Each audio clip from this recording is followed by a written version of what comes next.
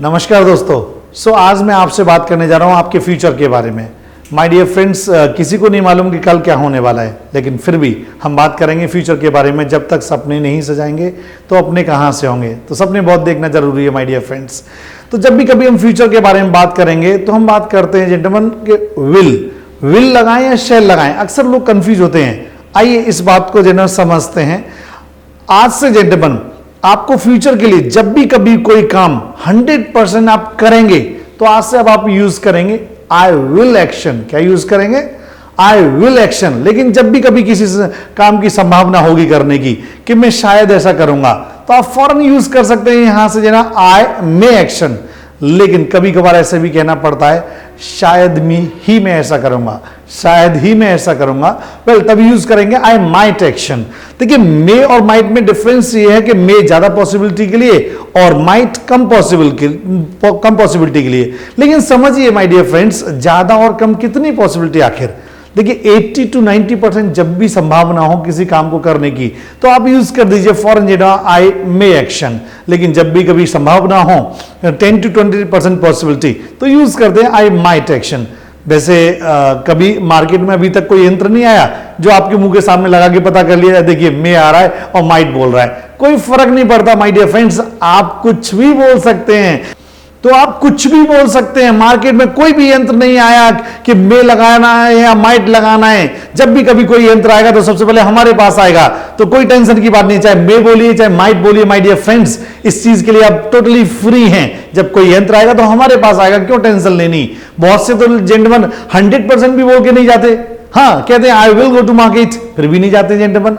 तो अब आप सोच रहे होंगे कैसे लगाए। नहीं, कुछ भी लगाइए, चाहे मे लगाइए चाहे माइट लगाइए। आपको क्या पता, ये सामने वाले को क्या पता कि हमारी पॉसिबिलिटी कितनी है। आप यूज कीजिए, मुंह से जो निकल जाए तो निकल जाए माय डियर फ्रेंड्स।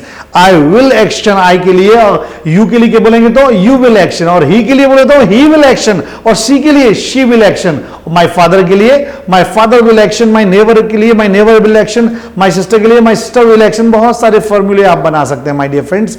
और जब कंफर्म करना हो क्या ये काम करेंगे आप, तो वही simple gentleman time word subject action, उसी फॉर्मूले में लगा दीजिए टाइम वर्ड विल, तो विल यू एक्शन। अब एक्शन ढेरों सारे लगा लीजिए। आइए पहला एक्शन लगाते हैं जेंटलमैन, कौन सा? Get up early. चलिए सुबह जल्दी जगना, गेट अप अर्ली क्या होता है? बिल्कुल सही है। आइए इससे भी ज्यादा जल्दी जगते हैं लोग, उसे बोलते हैं गेट अप एट डॉन, मतलब ब्रह्म मुहूर्त में जगना। ब्रह्म मुहूर्त में जगना होता है गेट अप एट डॉन। तो पूछिए मुझसे क्या आप ब्रह्म मुहूर्त में जगेंगे? तो बोलिए will you get up at dawn. अगर मुझे ये काम 100% करना है तो मैं बोलूंगा I will get up at dawn. या बहुत से कहें शायद मैं जगूंगा, तो आप फौरन बोल देंगे gentleman I may get up at dawn. बिल्कुल सही बोला आपने।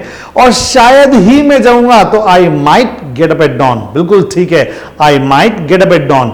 आइए नेक्स्ट एक्शन लगाइए, ऐसा करना। लोग कहते हैं ऐसा करना करूंगा मैं, ऐसा करना। ऐसा करने की इंग्लिश होती है my dear friends do so. क्या होती है?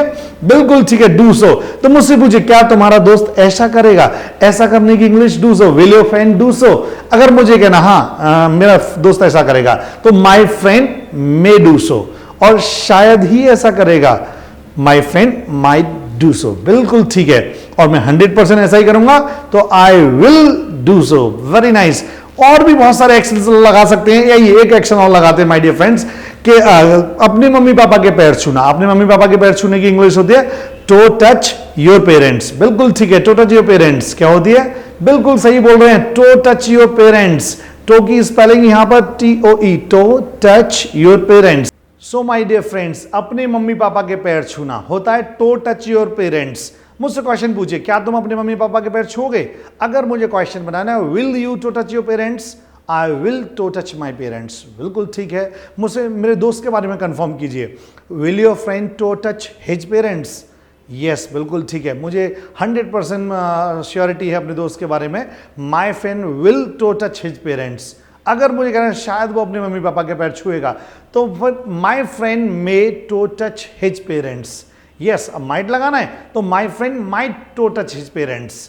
इस तरीके से बहुत सारे एक्शंस आप लगाकर आप फ्यूचर को क्लियर कर सकते हैं। लेकिन एक बार समझिएगा, एक क्वेश्चन आपके मन में चल रहा होगा, सर ने मे भी लगा दिया और माइट भी लगा दिया, और मे हम बचपन से पढ़ते चले आए हैं कि मे आई कम इन, मतलब मे तो हम रिक्वेस्ट के लिए यूज करते हैं। तो माय डियर फ्रेंड्स बिल्कुल सही है, आप रिक्वेस्ट के लिए यूज करते हैं। देखिए रिक्वेस्ट के साथ साथ अगर मैं आपसे एक क्वेश्चन पूछूं कि आपका रोल अभी इस समय एट प्रेजेंट क्या है, तो आप क्या कर रहे हैं? डेफिनेटली पढ़ रहे होंगे। तो आपका रोल क्या हुआ? एक स्टूडेंट का रोल हो गया। और घर पर हैं तो घर पर एक सन का, बेटे का रोल हो गया आपका माय डियर फ्रेंड। तो देखिए आपके यहाँ यहीं के यही दो रूप हो गए माय डियर फ्रेंड्स। तो मे के भी तो बहुत सारे यूजेस हो सकते हैं। तो यहाँ एक मे का एक रिक्वेस्ट तो है ही है, लेकिन इस तरीके से भी आप पॉसिबिलिटीज के लिए यूज कर सकते हैं। तो इसके बहुत सारे यूजेस हैं। आइए मिलके बहुत सारे यूजेस और सीखते हैं माय डियर फ्रेंड्स। लेकिन अभी तो फिलहाल के लिए काफ़ी है। नेक्स्ट वीडियो में मैं आपसे जल्दी मिलता हूँ। थैंक्स फॉर वॉचिंग मी और kindly share and subscribe. Thank you very much please.